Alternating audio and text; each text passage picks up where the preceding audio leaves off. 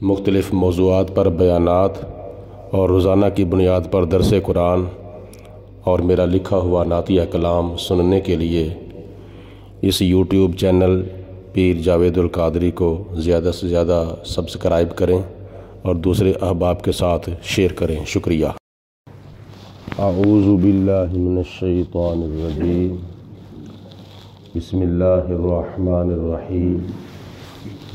قال اللہ تبارک و تعالی فی القرآن المجید والفرقان الحمید۔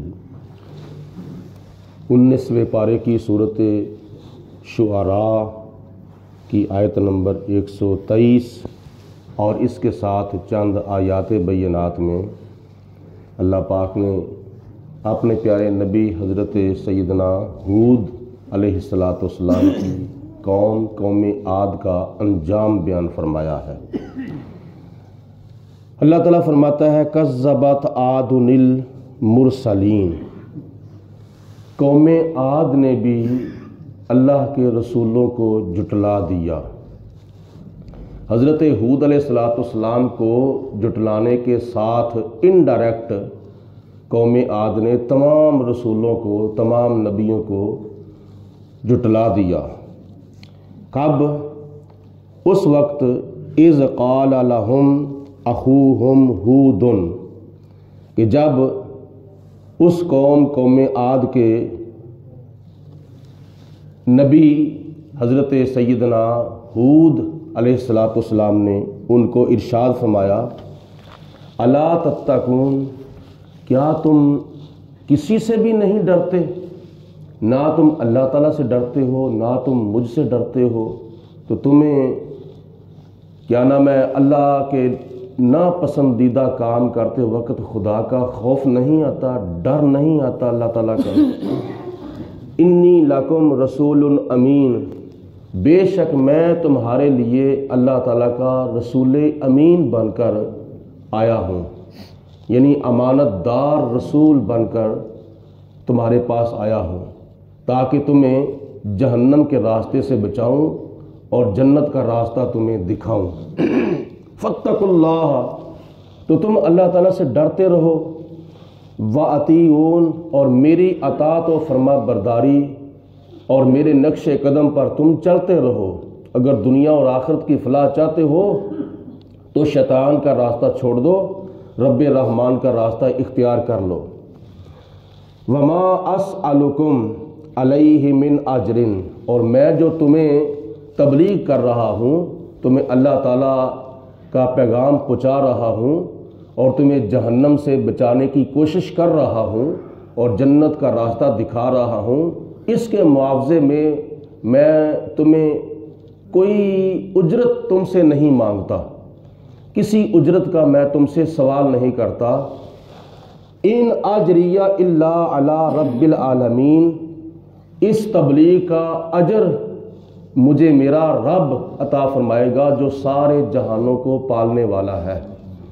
مطلب یہ ہے کہ جو مبلغ ہے نا، اس کو بھروسہ خدا کی ذات بابرکات پر رکھنا چاہیے۔ آج آپ کے پاس بھی بڑا سنہری موقع ہے، یہ صبح کا جو درس قرآن ہے، اس کا تم سے کیا معاوضہ لیا جاتا ہے؟ عشاء کی نماز کے بعد نمازیوں کو ناظرہ قرآن کی کلاس پڑھائی جاتی ہے، کسی سے کیا فیس مانگی جاتی ہے؟ کوئی کسی قسم کی فیس نہیں ہے۔ اللہ تعالیٰ کی رضا کے لیے یہ دین کا کام ہو رہا ہے۔ صبح کا درس قرآن اور عشاء کی نماز کے بعد ناظرہ قرآن کی کلاس، اس کا کسی کے ساتھ کوئی بوجھ نہیں۔ تو پھر جو کام اللہ رسول کی رضا کے لیے کیا جا رہا ہے تو اس کے اندر تو پھر بھرپور شرکت ہونی چاہیے۔ قرآن مجید فرقان حمید سیکھنا چاہیے، قرآن پاک پڑھنا چاہیے، قرآن پاک سے معلومات حاصل کرنی چاہیے۔ جتنے بھی آپ لوگوں کے لیے اس کے اندر دنیاوی، اخروی، برزخی، علمی، عملی، غیبی خزانے ہیں وہ حاصل کرنے چاہیے۔ تو اللہ تعالیٰ نے آگے ارشاد فرمایا اتبنون بکل ریء آیۃ تابسون، حضرت سیدنا ہود علیہ السلام نے فرمایا کیا تم ہر اونچی جگہ پر راستے کے اندر عمارت بناتے ہو، محل بناتے ہو اس لیے کہ تم اس کی چھت کے اوپر چڑھ کر لوگوں کو مذاق کے طور پر تنگ کرنے کی کوشش کرو. یعنی یہ آنے جانے والے لوگوں کو، راہ گیروں کو، مسافروں کو تنگ کرنا، مذاق کرنا، ان کو اذیت پہنچانا، یہ حضرت سیدنا ہود علیہ السلام کی کافر اور سرکش ضدی قوم عاد کا طریقہ تھا. راستے کے بڑے حقوق ہیں. راستے کے اندر ویسے نبی پاک علیہ الصلوۃ والسلام نے ارشاد فرمایا کہ ساری جگہوں سے بہتر جگہ مسجد ہے اور ساری جگہوں سے بری جگہ جو ہے وہ بازار ہے. تو بازار کے اندر بلا وجہ جان بوجھ کے بیٹھنا یا کھڑے ہونا یہ اچھا طریقہ نہیں ہے. نبی پاک علیہ الصلوۃ والسلام نے اس کام سے منع کیا. تو بعض صحابہ نے حضور علیہ السلام کی بارگاہ میں عرض کی، یا رسول اللہ ہماری مجبوری ہے، کیونکہ کئی ایسے لوگ بھی تھے کہ جن کا کاروبار راستے کے اندر ہوتا تھا یا کوئی فوتگی کی وجہ سے مہمانوں کو راستے کے اندر بٹھاتا تھا یا اس طرح کی کئی مجبوریاں ہوتی تھیں. تو صحابہ نے عرض کی، یا رسول اللہ کئی لوگوں کی مجبوریاں ہیں. تو نبی پاک علیہ السلام نے فرمایا پھر راستوں کے حقوق ادا کرو. اگر تم نے بامر مجبوری راستے کے اندر بیٹھنا ہے یا کھڑے ہونا ہے تو پھر راستوں کے حقوق ادا کرو. صحابہ عرض کرتے ہیں، یا رسول اللہ راستوں کے کیا حقوق ہیں؟ تو نبی پاک علیہ الصلوۃ والسلام نے فرمایا پہلے نمبر پر اپنی نظر کو نیچے رکھا جائے تاکہ کوئی آنے جانے والا اس کو حقارت کی نظر سے نہ دیکھا جائے. مطلب یہ ہے کہ اگر کوئی کیا نام ہے سالم الاذا نہیں ہے، جس کی ٹانگ درست نہیں ہے یا جس کا پاؤں درست نہیں ہے، تو وہ لنگڑا پن اختیار کر کے چلے گا تو کئی دیکھنے والے اس کو حقارت کی نظر سے دیکھتے ہیں. تو حضور علیہ الصلوۃ والسلام نے فرمایا پہلی بات یہ ہے کہ نظر کو نیچے رکھا جائے. نمبر 2 سلام کا جواب دیا جائے راستے کے اندر اگر بیٹھنا ہے. نمبر 3 بھولے کو راستہ دکھایا جائے اور کسی کو تنگ نہ کیا جائے اور پھر نیکی کا حکم دیا جائے، برائی سے منع کیا جائے وغیرہ وغیرہ. یہ راستے کے حقوق میں سے چند حقوق ہیں جو اشارتاً میں نے عرض کیے ہیں. اگر بامر مجبوری راستے میں بیٹھنا پڑ جائے یا کھڑے ہونا پڑ جائے تو پھر یہ کام درپیش جو ہے یہ ضرور کیے جائیں. اللہ تعالیٰ ارشاد فرماتا ہے وَتَتَّخِذُونَ مَصَانِعَ لَعَلَّكُمْ تَخْلُدُونَ. حضرت سیدنا ہود علیہ السلام نے ان کو یہ بھی ارشاد فرمایا کہ یہ جو تمہیں یہ سوجھی ہوئی ہے کہ ہم محل بنائیں اور بڑے بڑے پختہ مضبوط محل بنائیں تاکہ تم ان محلوں کے اندر ہمیشہ کے لیے رہ سکو، یہ کبھی نہیں ہو سکتا. تم اونچے اونچے اور عالی شان یا پختہ محل بناتے ہو، تمہارا نظریہ یہ ہے کہ ہم ان محلوں کے اندر ہمیشہ کے لیے رہیں گے. نہیں، ہمیشہ کے لیے تم یہاں نہیں رہ سکتے. ایک نہ ایک وقت تمہارے اوپر آئے گا کہ حضرت اسرائیل علیہ الصلوۃ والسلام تمہاری روح قبض کریں گے. اینما تکونوا یدرککم الموت ولو کنتم فی بروج مشیدہ. اللہ تعالیٰ ایک مقام پر ارشاد فرماتا ہے کہ تم موت سے فرار ہو کر یا موت سے بچنے کے لیے مضبوط قلعوں کے اندر بھی داخل ہو جاؤ گے تو پھر بھی تمہیں موت وہاں آ کے لے لے گی. اسرائیل علیہ الصلوۃ والسلام کو وہاں آنے کی کوئی رکاوٹ نہیں، کوئی ان کو اجازت کی ضرورت نہیں ہے. وَإِذَا بَطَشْتُمْ بَطَشْتُمْ جَبَّارِينَ. اور جناب ہود علیہ السلام نے فرمایا کہ جب تم کسی کو پکڑتے ہو تو بڑی بے دردی سے پکڑتے ہو، جب کسی کی گرفت کرتے ہو تو بڑی بے دردی سے تم اس کی گرفت کرتے ہو، ان کو کوڑے مارتے ہو، ان کو تلواروں کے ساتھ مارتے ہو، ان کے اوپر دیگر کاموں سے ان کے اوپر جبر کرتے ہو.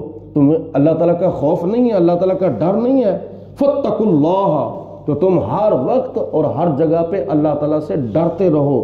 وَأَطِيعُونَ. اور میری اطاعت کرتے رہو. میں تمہیں چونکہ اللہ کا پیغام پہنچا رہا ہوں لہٰذا یہ تعلیمات کو یاد رکھو اور ان تعلیمات پر عمل کرنے کی کوشش کرو. وَاتَّقُوا اللَّهَ وَاتَّقُوا الَّذِي. اور اس ذات سے ڈرتے رہو. امدکم بما تعلمون. کہ جس ذات نے تمہیں ان چیزوں سے نوازا ہے یا ان چیزوں کے ساتھ تمہاری مدد کی ہے جن کا تمہیں علم ہے. اور وہ کون سی چیزیں ہیں جن کا ان کو علم تھا اور ان چیزوں کے ساتھ اللہ تعالیٰ نے قوم عاد کی مدد کی تھی. امدکم بانعام و بنین، اللہ تعالیٰ نے فرمایا کہ میں نے تمہاری جو مدد کی ہے مال مویشیوں سے کی ہے، تمہیں میں نے مال مویشی عطا کیے ہیں، وبنین، اور تمہیں میں نے بیٹے دیے ہیں. تیسرے نمبر پر وجنات، اور میں نے باغوں کے ساتھ تمہاری مدد کی ہے، تمہیں باغ بغیچے عطا کیے ہیں. باغ بغیچے یعنی باغ وہ درخت جو تمہیں چھاؤں بھی دیتے ہیں اور جو تمہیں پھل بھی دیتے ہیں، جن کے نیچے تم بیٹھ کر ٹھنڈی ٹھنڈی ہوا بھی لیتے ہو. چوتھے نمبر پر وہ وعیون، اور تمہیں ٹھنڈے ٹھنڈے میں نے پانی کے چشمے بھی دیے ہیں، جن چشموں سے تم پانی پی کر سیراب ہوتے ہو اور پیاس بجھاتے ہو. اور اس کے باوجود اگر تم اللہ تعالیٰ کی توحید پر ایمان نہ رکھو گے یا میری نبوت پر ایمان نہیں لاتے، تم جہنم کے راستے سے نہیں بچتے، شیطان کے راستے سے نہیں بچتے، جنت کا راستہ اور رب رحمان کا راستہ تم اگر اختیار نہیں کرتے. انی اخاف علیکم عذاب یوم عظیم، تو مجھے خدشہ ہے تمہارے اوپر بڑے عذاب کا دن نہ آ جائے. ایسا دن تمہارے اوپر آ جائے گا جس دن تمہارے اوپر بہت بڑا دردناک اور بہت بڑا عذاب جو ہے وہ آئے گا. قالوا سواء علینا، انہوں نے کہا کہ اے ہود علیہ السلام ہمارے اوپر برابر ہے، ہمیں کوئی اثر نہیں ہے. ہمارے اوپر کوئی اثر نہیں. ازت ام لم تکم من الواعظین، آپ ہمیں تبلیغ کریں یا نہ کریں، آپ ہمیں نصیحت کریں یا نہ کریں، آپ ہمیں ڈرائیں یا نہ ڈرائیں، ہمارے اوپر کوئی اثر نہیں ہے. اس لیے ان ھذا الا خلق الاولین، یہ جو تم ہمیں باتیں بتا رہے ہو یہ تو پرانے لوگوں کی جھوٹی باتیں ہیں، یہ تو کوئی نئی بات نہیں ہے. جیسے وہ زندہ تھے اس طرح ہم زندہ ہیں، جیسے وہ مرتے تھے اس طرح ہم مرتے ہیں، جیسے ان کو باغ بغیچے اور مختلف چیزیں دنیا کی نعمتیں ملی تھیں اس طرح ہمیں بھی ملی ہیں. یہ تو کوئی نئی بات نہیں ہے، تو بڑی پرانی بات ہے. تو یہ تو باتیں جھوٹی ہیں جو تم کر رہے ہو. وما نحن بمعذبین وما نحن بمعذبین، اور ہمیں کوئی عذاب نہیں ہونا. جس عذاب کی تم بات کرتے ہو ہمیں کوئی عذاب نہیں آ سکتا. فکذبوہ، تو انہوں نے حضرت ہود علیہ السلام کو جھٹلا دیا. فاہلکناہم، اللہ فرماتا ہے پھر ہم نے ان کو ہلاک کیا. مفسرین فرماتے ہیں کہ ان کے اوپر اللہ پاک نے پھر ایسی آندھی بھیجی جس کی وجہ سے ان کو ہلاک اور تباہ و برباد کر دیا. ان فی ذالک لآیہ، اس واقعہ کے اندر سبق اور عبرت حاصل کرنے کی نشانی ہے. وما کان اکثرہم مؤمنین، اور ان کے اکثر لوگ ایمان نہیں لائے تھے. وَإِنَّ رَبَّكَ، اے میرے حبیب علیہ السلام آپ کا رب، لَهُوَ الْعَزِيزُ الرَّحِيمُ، ضرور بے حد عزت والا ہے اور بے حد رحم کرنے والا ہے. ان آیات بینات میں اللہ پاک نے حضرت سیدنا ہود علیہ السلام کی قوم عاد کے وہ نامناسب کام اور ان کاموں کا انجام اللہ تعالیٰ نے بیان فرمایا ہے. خدا تعالیٰ ہم سب کو ایسے واقعات سن کر سبق حاصل کرنے کی توفیق عطا فرمائے اور اپنے آپ کی اصلاح کرنے کی توفیق عطا فرمائے. کل ہمارے محلے کے اندر 2 فوتگیاں ہو گئی تھیں.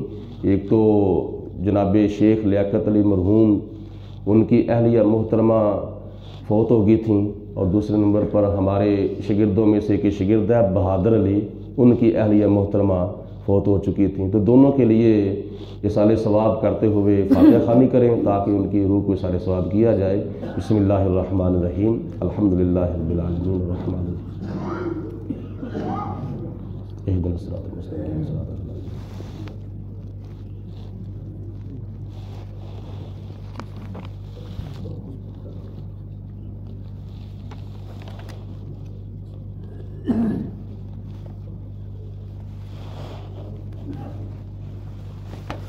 درود پاک. الصلاۃ والسلام علیکم یا سیدی یا رسول اللہ. الصلاۃ والسلام علیکم یا سیدی یا رسول اللہ وعلی آلہ. الصلاۃ والسلام علیکم یا سیدی یا رسول اللہ وعلی آلہ. الصلاۃ والسلام علیکم یا سیدی الصلاۃ والسلام علیک یا رحمۃ وعلى آلك آلک و صحابک یا خاتم النبیین اللہم صلی علی سیدنا و مولانا محمد معدن الجود والکرم وآلہ واصحابہ وبارک وسلم ربنا آتنا فی الدنیا حسنۃ وفی الآخرۃ حسنۃ وقنا عذاب النار ربنا اغفر لی ولوالدی وللمؤمنین یوم یقوم الحساب۔